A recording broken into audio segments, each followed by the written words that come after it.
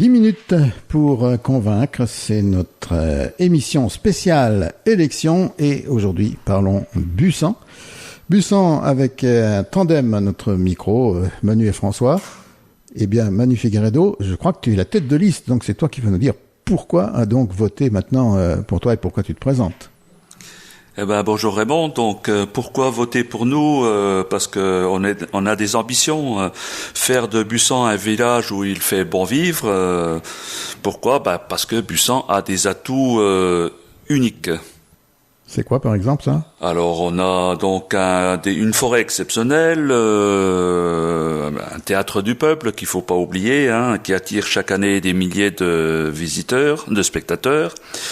Un casino, bien sûr, dynamique, des associations qui animent beaucoup le village, et donc Busan a une histoire très forte. Alors donc tu es reparti avec la liste un peu il y en a beaucoup qui sortent de l'ancienne liste de l'ancien maire qui lui a choisi de ne pas se représenter. Tout à fait, des gens de la liste précédente qui ont la même ambition que moi. Donc moi j'ai fait le choix de choisir des personnes là. Donc voilà pourquoi on en a pris quelques-unes et pas tous. Et notamment François toujours présent.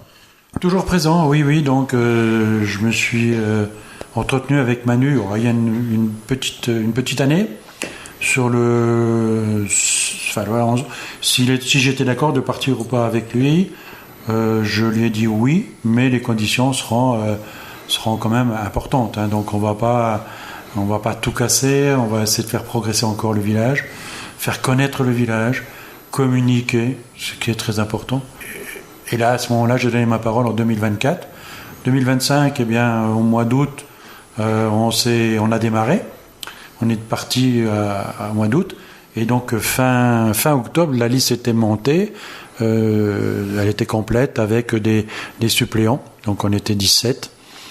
Et dès le 15 novembre, tous les 17 colistiers de Manu, autour de Manu, ont commencé à travailler, élaborer le programme,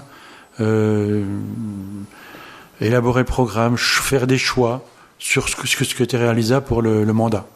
Donc, on reviendra après sur notre choix des travaux qui vont être faits, qu'on va proposer. Mais dans un premier temps, donc, c'était de réunir un bon groupe de travail. Alors, des gens qui sont principalement busnais, de souche busnette, des gens qui sont connus dans Busan, où les familles sont très impliquées dans la vie busnette. Les noms parlent d'eux-mêmes.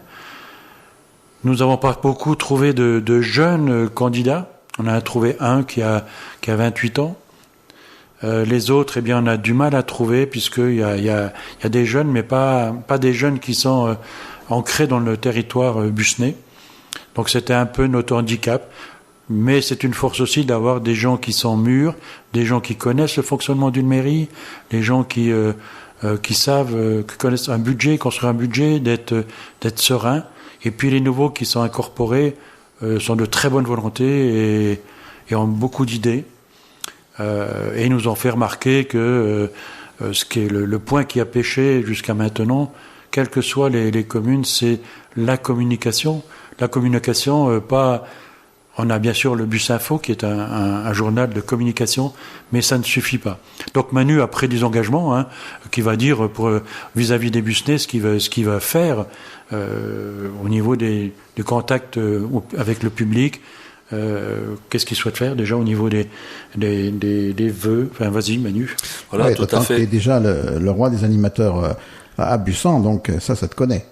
Oui, tout à fait. Voilà. Donc moi, la communication, je mets donc un point d'honneur là-dessus, à communiquer avec les Busnais, parce que les mandats précédents, il n'y a pas eu de communication, et je sais que les Busnais, ils attendent de la communication au niveau de tout ce qui se fait dans la commune. Donc je ferai donc les vœux au mois de janvier, et de là donc on dira tout ce qu'on a fait, tout ce qui va être fait, et bien entendu je referai une autre réunion au mois de juin, fin juin, pour encore dire aux Busnais tout ce qui a été fait. Voilà, donc la communication, c'est ce qu'il faut et c'est ce qui manque à Busan. Est-ce qu'il y a des choses qui doivent être réalisées particulières dans les années qui viennent, au niveau travaux ou autres? Au niveau travaux, donc il y a une continuité dans certains travaux. Par exemple, on appelle l'eau potable. Donc c'est des travaux qui sont pas visibles. C'est en sous-terre. On fait des captages, on fait des réseaux. Mais donc là, on était un peu tributaire des objectifs. C'est des objectifs, c'est-à-dire on avait un rendement de l'eau, par exemple, de 45% entre ce qu'on produit et ce qu'on facture. Et aujourd'hui, donc avec 3 années, on est passé à 72% de rendement. Donc on est dans des bonnes normes. Donc c'est-à-dire que le travail qu'on a fait commence à payer. Donc il y a derrière encore, on va parler aujourd'hui de qualité de l'eau, puisque l'eau, il faut qu'elle soit bien traitée pour être de qualité au niveau de nos verres, dans nos cuisines.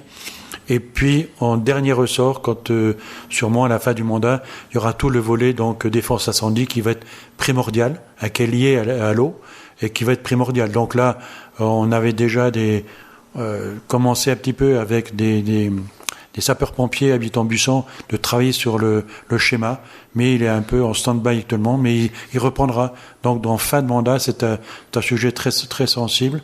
La défense incendie sera très importante. Donc, c'est un des sujets qu'on voit pas. Un autre sujet qu'on voit pas, c'est qu'on enfouit les réseaux aériens. Donc, c'est au niveau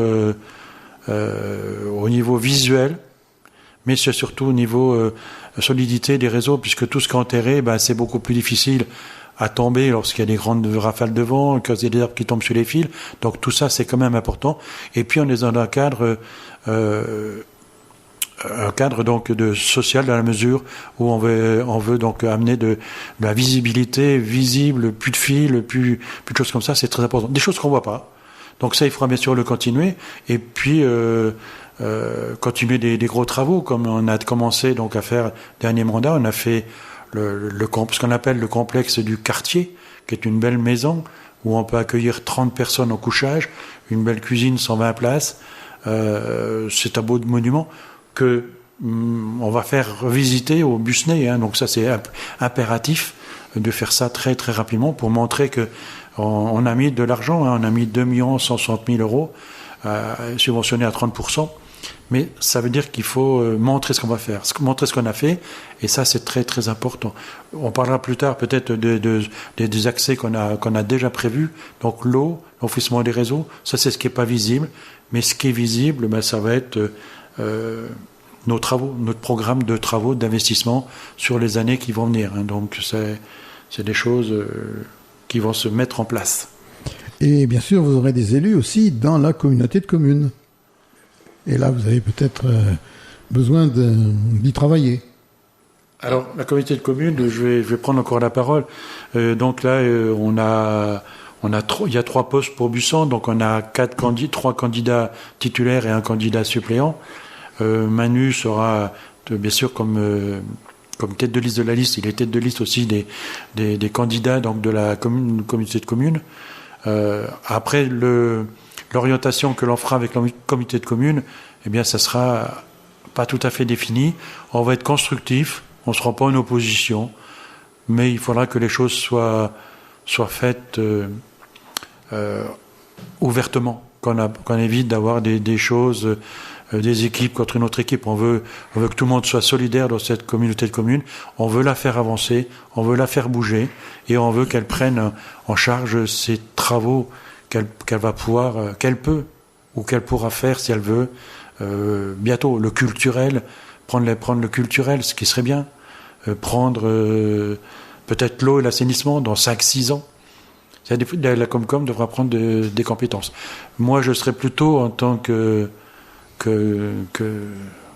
qu'ancien dirigeant du tourisme, je serais plutôt axé sur le tourisme, parce que le tourisme pour la commune de Bussan, pour la communauté de communes, c'est une obligation. Et pour la commune de Bussan, c'est une priorité, puisque le tourisme nous apporte, en fin de course, un casino.